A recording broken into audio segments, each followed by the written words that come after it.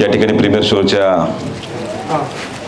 कार्यक्रमाच्या निमित्तानं उपस्थित माझे मार्गदर्शक आदरणीय देवदत्तजी निकम साहेब, दुसरे मार्गदर्शक आदरणीय पांडुरंगजी पवार साहेब, तिसरे मार्गदर्शक माऊली शेठ खंडागळे, श्रीरामभाऊ गाडवे असतील, उपस्थित सचिन भाऊ शेलोत, केडे अण्णा सरोदे, निमगाव सावेचे अनेक मान्यवर या ठिकाणी उपस्थित आहे. चित्रपटाचे निर्माते अतुलदादा जगताप, योगेशचे आई वडील आणि सगळं कुटुंबीय, सचिनदादा गवळी, उपस्थित सगळे पत्रकार बंधू आणि भगिनी, उपस्थित सगळे प्रेक्षक.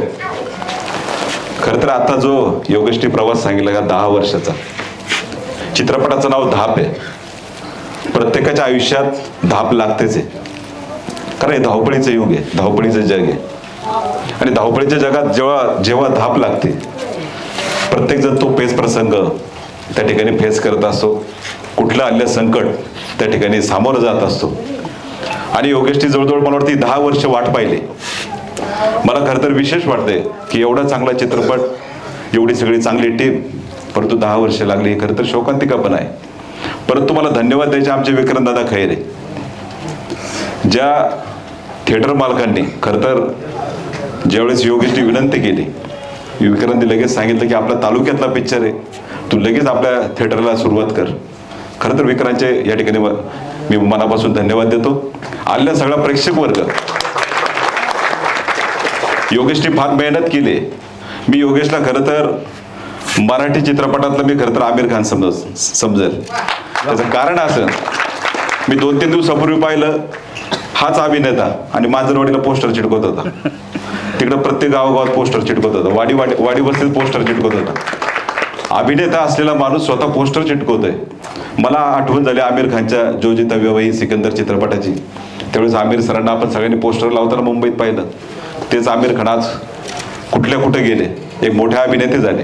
आणि खरं तर ही कलावंतांची भूमी, ही आमची तमाशा पंढरी, कला पंढरी, या कला पंढरी सगळ्या चित्रपटाची सगळी जी टीम आहे त्यांचं मी मनापासून स्वागत करत असताना, खरं तर एखादा कलाकार किती मोठ्या पदावर जाऊ शकतो खरं तर खासदार डॉक्टर अमोल कोल्हेंच्या आपण रूपातून पाहिलं. परंतु योगेशने केलेला जो संघर्ष आहे, योगेशची जी जिद्द होती, आणि आपण पाहिलं की युट्यूबच्या माध्यमातून त्याने अनेक स्ट्रगल केला.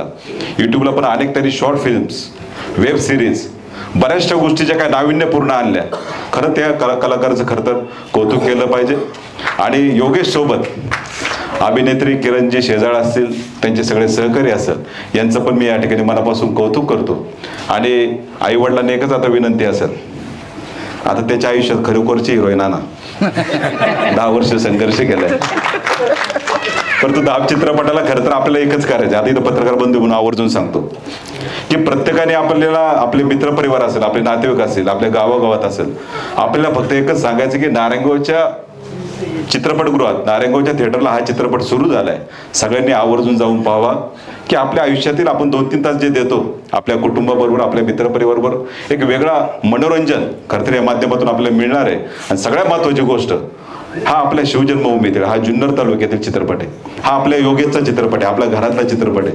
म्हणून सगळ्यांनी आवर्जून जाऊन एवढा निरोप आपल्या प्रत्येकाच्या नातेवाईकांना, मित्रपरिवाराला नक्कीच द्यावा, जेणेकरून आपल्या ह्या चित्रपटाला चांगल्या पद्धतीने रिस्पॉन्स मिळेल. योगेशने जी काही मेहनत केली ते आपल्या पडद्यावर आता नक्कीच आपल्याला दिसणार आहे. मी पुनश्च एकदा आपल्या सर्व उपस्थितांच्या वतीने योगेशच्या ह्या चित्रपटासाठी मनापासूनच्या शुभेच्छा देतो. धन्यवाद. जय जय महाराष्ट्र.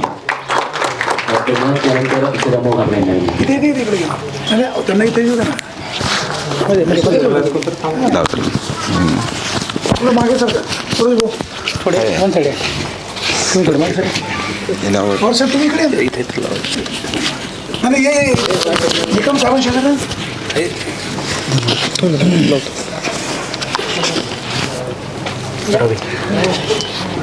आज धाप पिक्चरच्या उद्घाटनासाठी आप्तेष्ट नातेवाईक मित्रमंडळी इथं उपस्थित झालात, त्याबद्दल योगेशचा मामा म्हणून मी सर्वांचं आभार मानतो. मुलाचे पाय पाळण्यात दिसतात. अगदी माझ्या गाडीमाळ्यात तो त्याचं बालपण गेलं. पहिलीपासून त्याला नाटक किंवा एकांकिका करण्याची खूप आवड, आणि त्याच वेळेला मला वाटलं होतं का हा मुलगा पुढं जाऊन खूप मोठा चांगला प्रोड्युसर होईल. त्याप्रमाणे आज त्याची पावलवाट चालू झाली आहे. मी त्यासाठी त्याला आणि त्याच्या कुटुंबियांना शुभेच्छा देतो. जय योगेश. या निमित्तानं खरं तर एक सांगायचं राहून केलं. जुन्नर तालुक्याचे आदरणीय आमदार शरददादा सोनवणे मुंबईला एका महत्वाच्या कामासाठी गेले असल्यामुळे ते या ठिकाणी उपस्थित राहिले नाही, परंतु नक्कीच ते योगेशचा चित्रपट पाहणार आहे. त्यांच्या वतीने या ठिकाणी मनापासून शुभेच्छा.